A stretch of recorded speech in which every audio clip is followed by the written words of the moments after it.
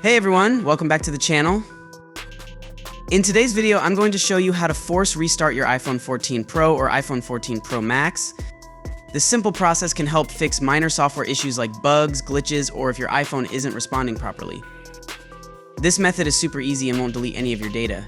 It simply refreshes your iPhone software, giving it a clean slate to resolve any small issues. So let's get started. To do a force restart, quickly press and release the volume up button, then volume down button. Finally, press and hold the power button until the Apple logo appears on the screen.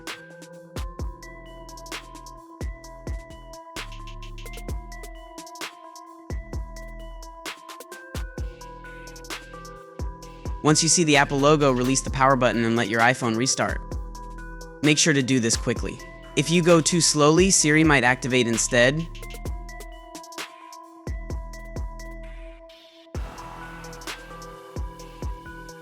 So that's it, a quick and easy force restart for your iPhone. This process helps fix any minor software glitches or bugs that might have been causing problems. If you found this video helpful, don't forget to hit that like button and subscribe for more tech tips. Thanks for watching, and I'll see you in the next video.